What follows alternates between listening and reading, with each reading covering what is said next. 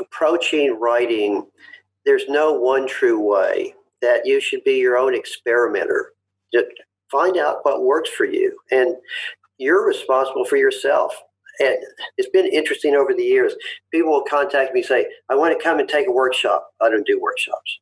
Well, where can I go? Because I want to do it the right way. There is no right way. Well, what should I do? Figure it out.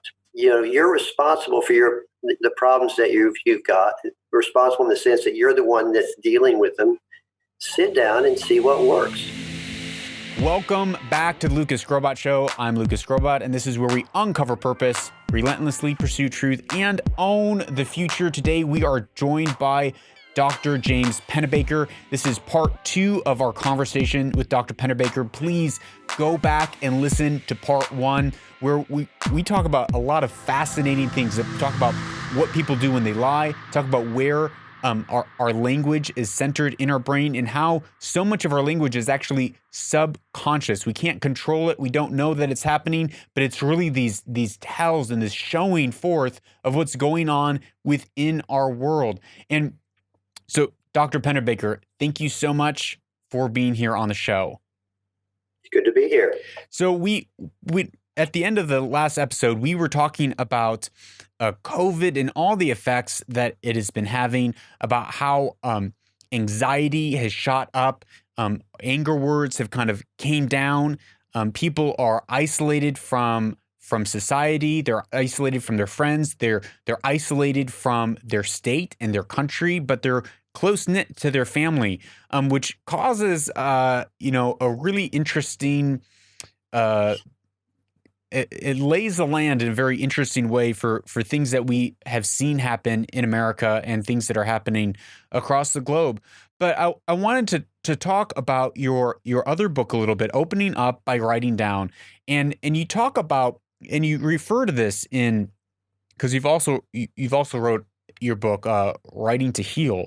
So you've been talking for a while now, for years, about how through our words we can access and we can find healing. And even in your book, The Secret Life of Pronouns, you mentioned that you told a story that struck me so strong, was that people thought that right away after a traumatic experience, if you write about it in depth, that you would have positive results, but actually it had the negative results, which is kind of a frightening thing. So my question is, and I think for the audience, what can we do to healthily process our traumatic or painful experiences in our life?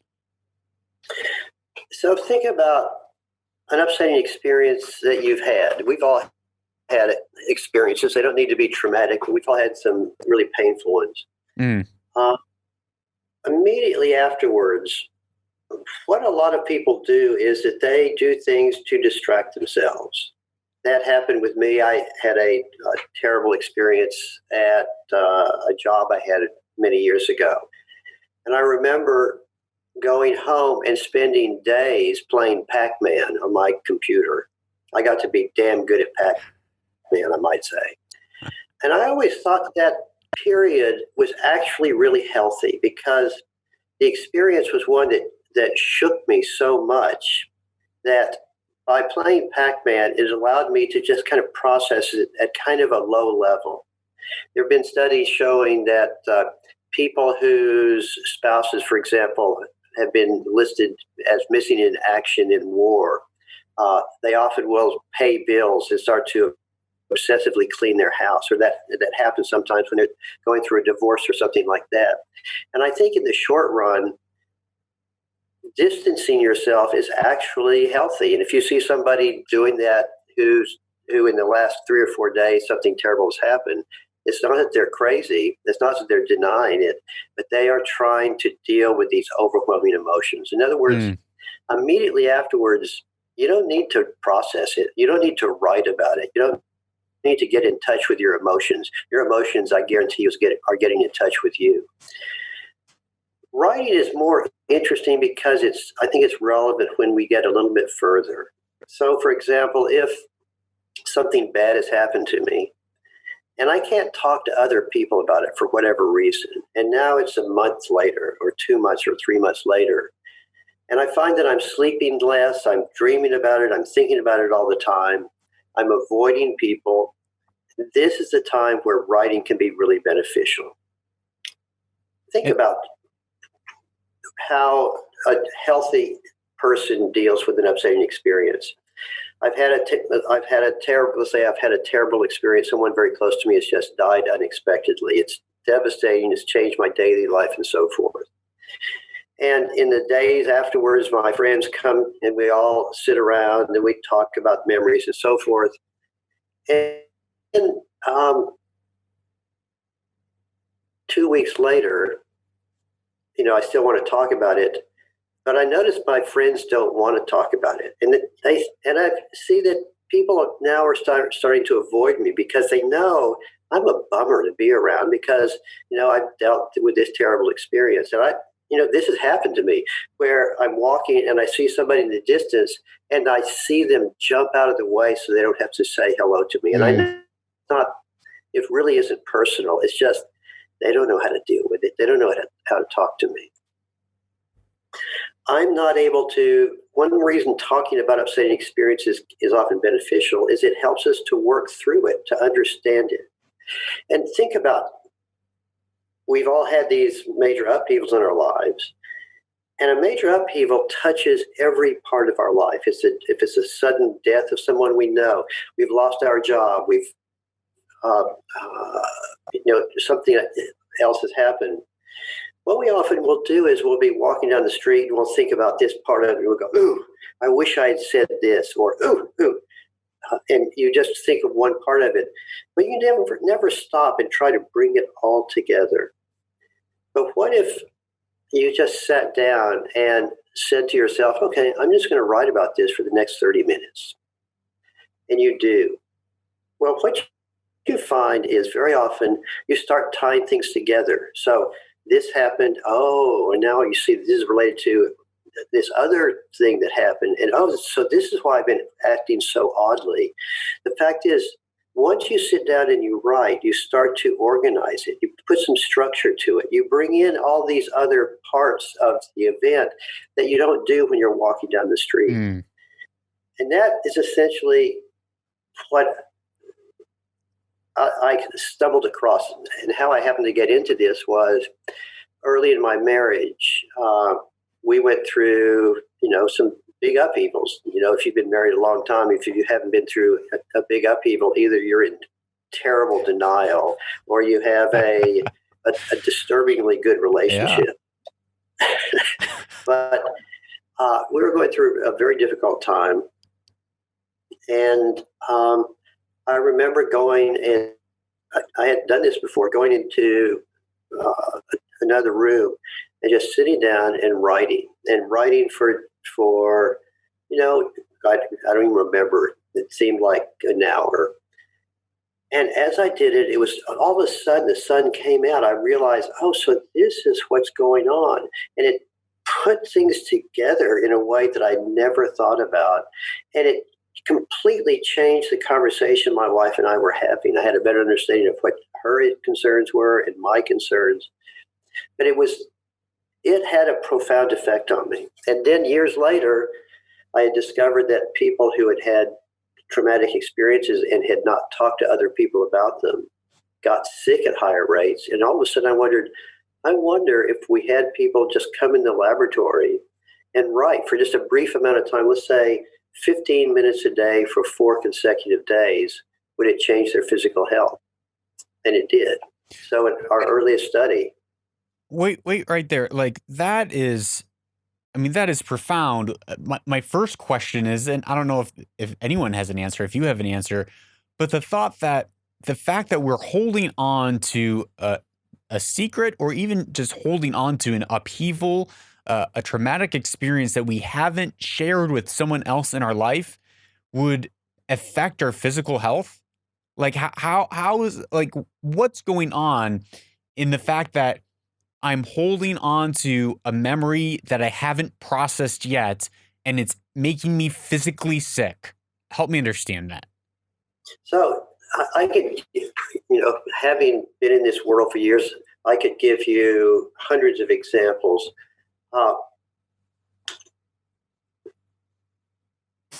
here would be one. This is one of my earliest cases. And when you do this work, the first stories you hear are the ones that stick with you forever. This was a girl at the time. She was probably 13 or 14. Her mother had divorced when she was about 2 or 3. The mother then remarried when she was about 13. She'd never seen her mother as happy. About 14, one night, she wakes up and her new stepfather comes staggering in, who's drunk, and bends over and starts to molest her. And she's horrified. She doesn't know what to do. And then he leaves. And she's thinking, what do I do? I can't tell my mother, because if my mother found out, it would break her heart. And I can't do that to her. And then at school the next day, she can't tell her friends because her friends would never understand this. And so she has this big secret. And he continues to do this over the next year. And she talked about, sitting downstairs at breakfast in the morning, and he'd come in with a big fake grin and as though nothing in the world was wrong. And just that feeling of rage and the fact that she couldn't tell anybody. And she got psychologically further from her mother. And she eventually ended up running away and living with a guy. She was now 16. And she got married at 18, had a child at that time. Wow. But what was so interesting about this is all of a sudden you see that this issue is not just, a traumatic experience is not just a traumatic experience. So he molested her, didn't have sex with her. But the real trauma was she lost her relationship with her mother. She lost her relationship with her friends. She did all sorts of things to try to deal with this. She said she put on a huge amount of weight to be less attractive. And it turns out, of course, it didn't make any difference. In other words, her life turned upside down. Now, would have writing helped her? Well, maybe in that case, that's so hard to know. But you could imagine that writing could be helpful in that situation or others. In one way, just seeing it on paper, because in a sense, it was almost as though she wasn't acknowledging it was occurring. And by putting it on paper, very often people will change their behaviors because they see they look at this from a more kind of objective perspective. Now, you're asking a question, what about if something happened several years ago? Can writing make a difference? Here's the issue.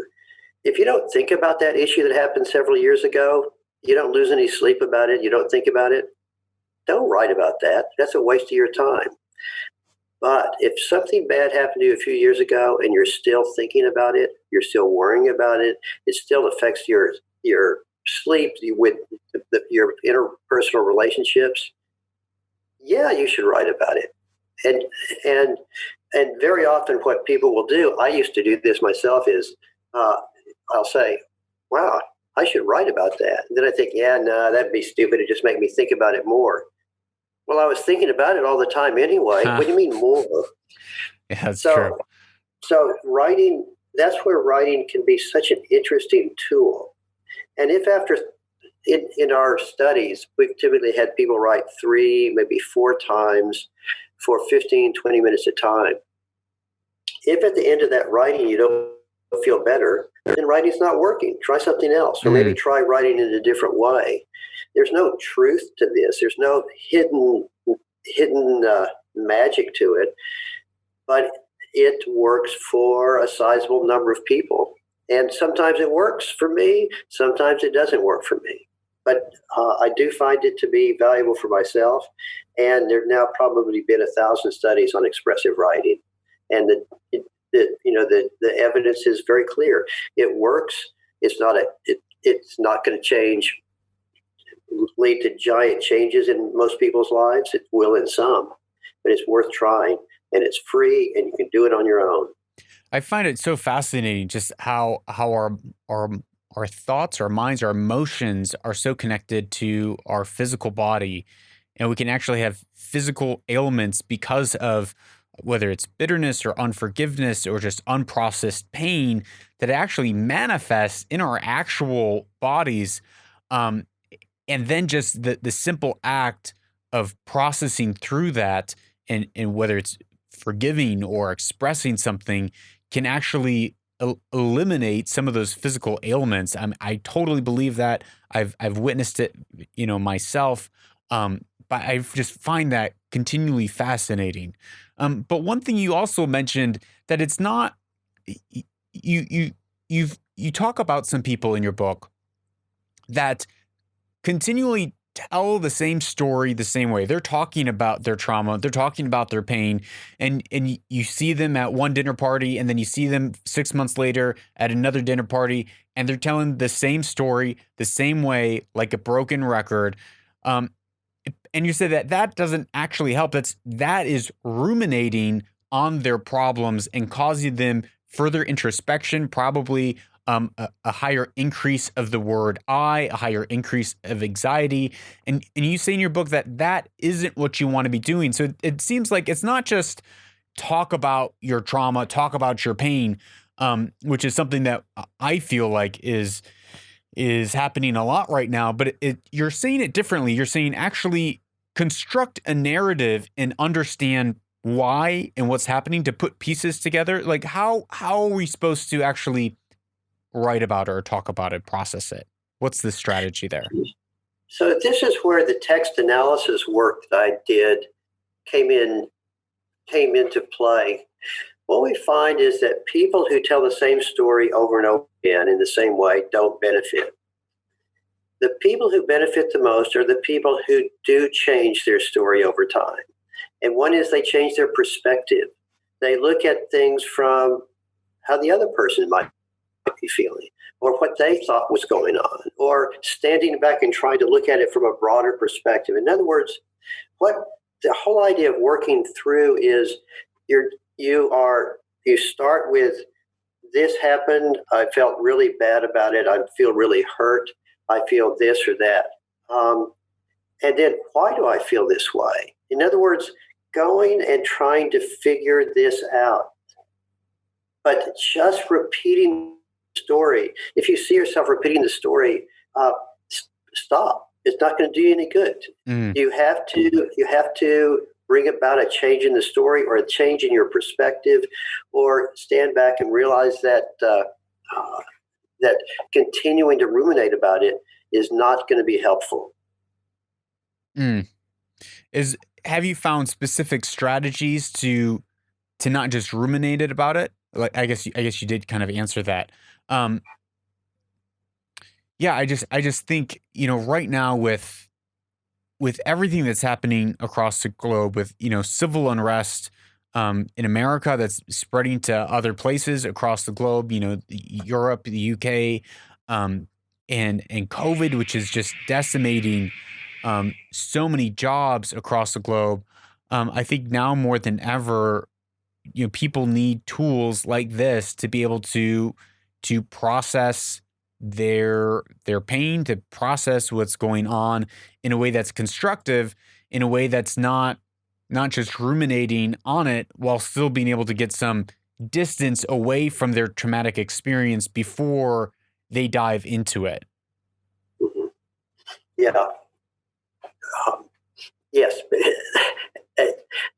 What's interesting to me about this is my belief is that people are their own best therapists. That approaching writing, there's no one true way. That you should be your own experimenter. Just find out what works for you, and you're responsible for yourself. And it's been interesting over the years. People will contact me and say, I want to come and take a workshop. I don't do workshops. Well, where can I go? Because I want to do it the right way. There is no right way. Well, what should I do? Figure it out. You're responsible for the problems that you've got. You're responsible in the sense that you're the one that's dealing with them. Sit down and see what works. And, some people will tell me, well, it didn't work. And then I started writing with my left hand instead of my right hand. And that seemed to make a big difference. Great. Some people say, I hate writing, so I ended up talking into a tape recorder. Great. In other words, uh, experiment, see what works best for you, because the whole idea is the research is suggesting the important thing is putting these feelings and these experiences into language, into words, because words force a structure. They force us to see them. First of all, just labeling them is, there's been research to suggest that that's beneficial just by itself, but also starting to put it together in a more organized, coherent way is quite valuable. So my final question for you is that you talk about how you tell this, very vulnerable story in your book about how you were tracking your own language and the way that you're talking to people around you, and you realized that you were being cold and distant when you talk to your son versus when you talk to the other members of your family, which is something you brought up, referenced earlier in our conversation, how surveys aren't necessarily the best indicator of who a person is, because they have their own view of how they are acting in the world that might not be accurate.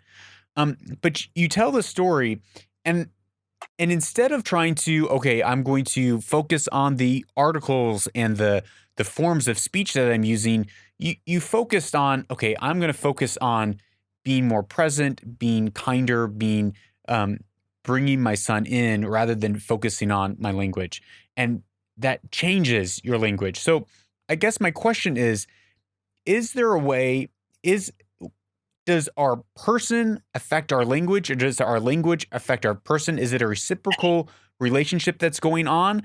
And how can, because it seems like in some ways you're saying, well, the language affects the person.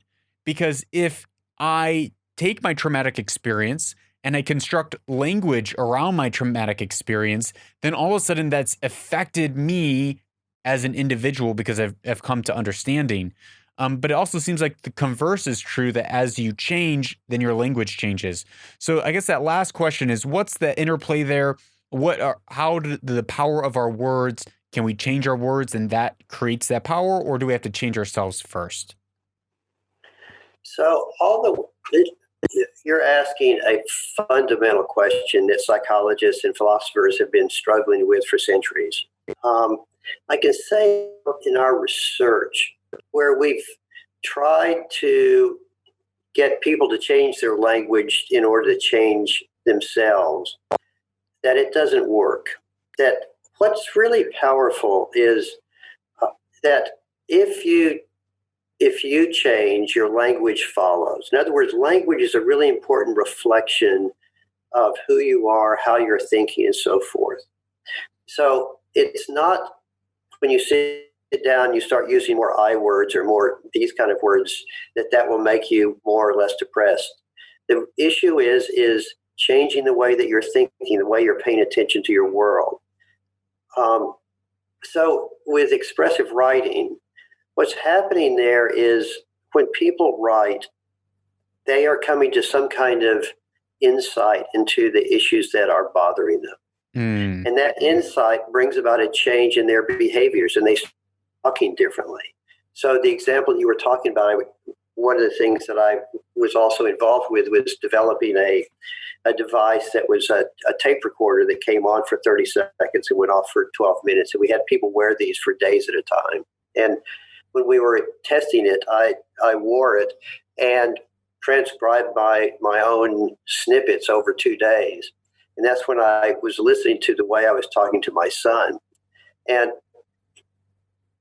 it wasn't so much what I was saying, but it really was just the tone and the kind of the coldness. And I had no idea I was doing that. And that led me to consciously try to change my behavior in the way that I was connecting to him. So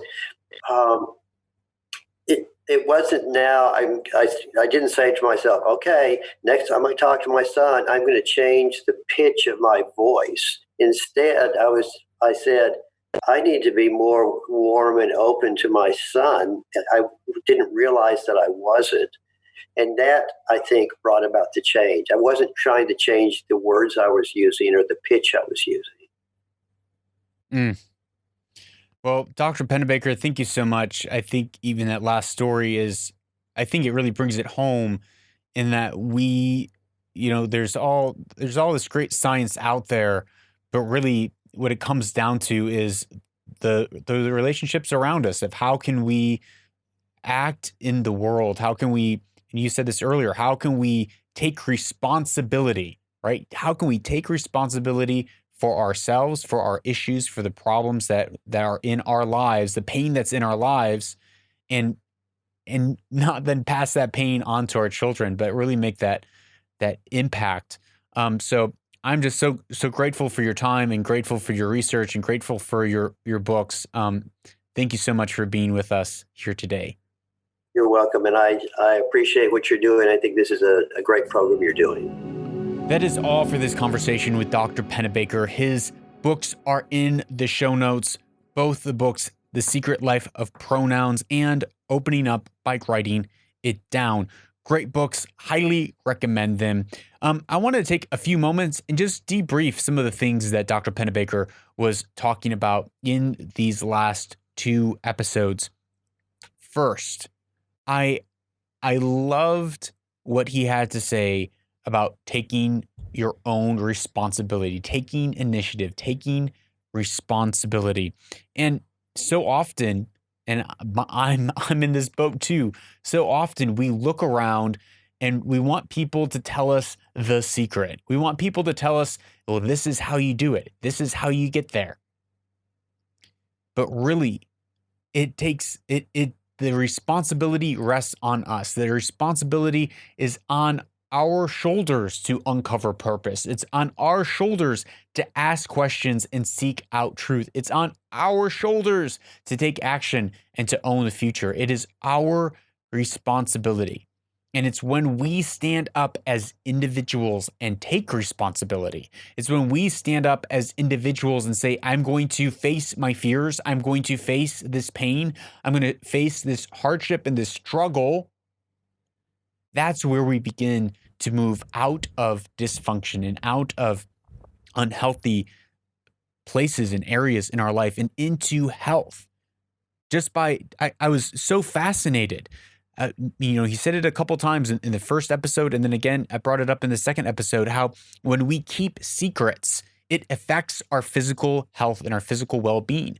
When we keep secrets, when we bury trauma and pain, and I understand that many of us feel like, well, we don't have someone to talk to. We don't have a trusted source, just like in the story that he told at the end, that this young lady, she didn't have someone to turn to or talk to process that pain, that suffering.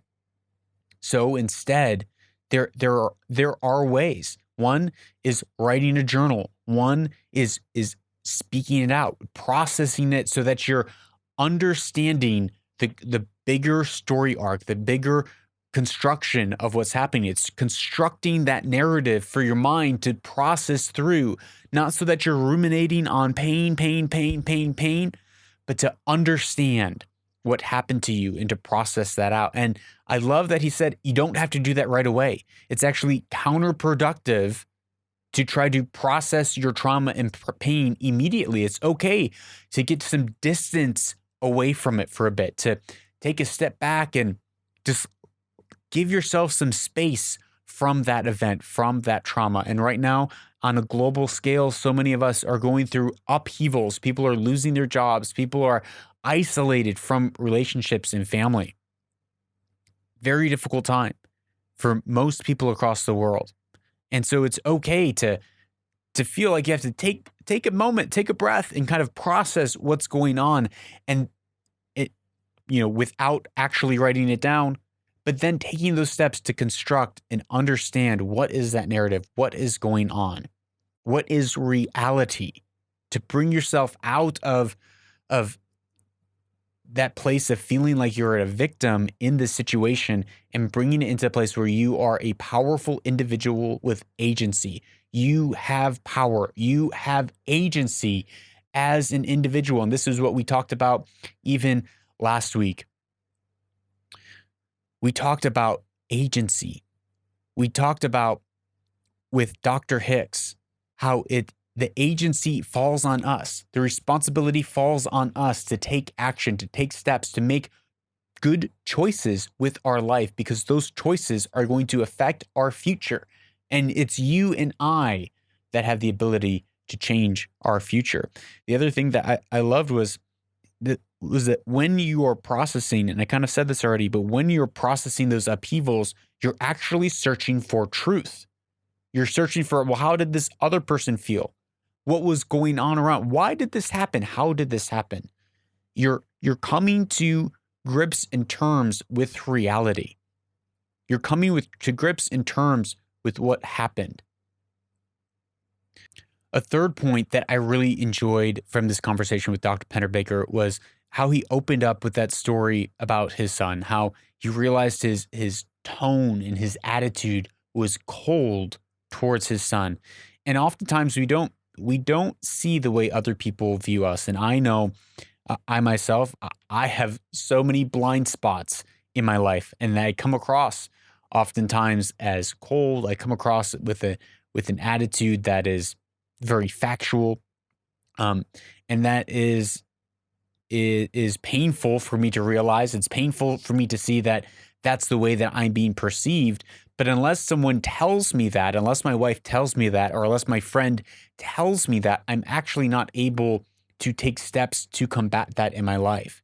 And it takes a certain level of humility to receive that hard, painful feedback, that feedback of reality that says, this is how you are actually in the world. This is how people are perceiving you in the world, and learning how to adapt in ways so that the things that you want to bring to the world can be received. It's not to say that everyone who has a critique of you is correct, but it does bring that 360 feedback, that awareness of those blind spots that we have. And conversely, it takes a certain level of humility and courage to approach someone and say, hey, in this area, I see some problems in this area that I think they could really trip you up down the road. And it takes a lot of courage to confront someone on issues that you feel like they may be wrong on. And I'm grateful for people in my life that are willing and able to talk to me and say, hey, when you said this, when you talked about this subject in this certain way, that was really, it kind of came across weird. I kind of thought about it for a couple of weeks when you did that. It hurt my feelings. And so it takes a level of courage to confront people who are hurting you. And so I want to encourage you this week from this conversation. One, take responsibility for yourself, for your healing. Take responsibility to seek out help, to seek out wisdom, and process the things that you are going through if they're still weighing on you. Process that, whether it's with a person, whether that's with your journal, or with an empty room. Process that. Number two, it is realizing that we have a responsibility to, one, receive critical feedback, to receive feedback that is painful, to have the humility to walk that out, and two, to have the boldness and the courage to, in love, confront our friends to say, hey, when you said that thing, when you acted like that, your attitude, your behavior in this, your attitude towards this subject or this person, it's wrong, it's off. And that takes a level of courage to be able to confront people that we love. And our relationships will be stronger because of that. But what happens today, what's happening across the globe right now, is that people are unconfrontable. We've put the walls up and says, if you confront me, then we're not friends. If you talk to me, if you disagree with me, then you can't be on my team. You're not on my side. I can't even believe you. We have to strip away the ad hominems. We have to strip away these name callings and this us and them.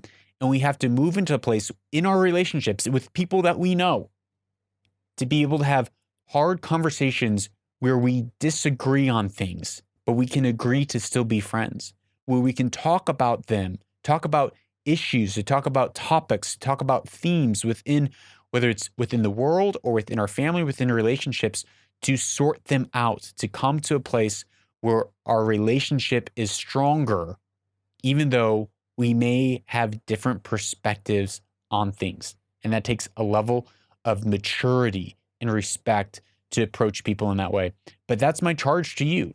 My charge to you is be open to critique, to be open to people confronting you in your life in areas that you are blind to. And likewise, to with humility and with love, to confront our friends, to confront people around us in areas that they may be blind to as well. That takes a level of relationship and trust in that relationship to do that. But that is the culture that we need to see and have to move forward in this day and age. I really believe that. It is a culture that we need to move forward, a culture of humility and a culture of talking to our brothers and our sisters, talking to our neighbors, talking to our friends in real ways that can be very uncomfortable or can be very challenging. So that's my challenge to you today. Please get my book, Anchored: The Discipline to Stop Drifting. I wrote this book in a time in life where everything was coming to a halt. And in this book, I wrote down principles that I found during that time to help me get through that time, to help me navigate my life and how to stay grounded and focused on my goals without just listing and drifting with every little breeze that came. Because we need to be grounded people, grounded in reality, grounded in purpose, grounded in truth, and grounded in the goal that we are chasing, the thing that we are pursuing within our lives. I love to get your questions here on the show. I love to answer them. Please, if you have a question, WhatsApp me at +1 202 922 0220. That's +1 202 922 0220. I will respond. I read every single message. That's all for today. I'm Lucas Skrobot. You are a change maker, so go out and own the future.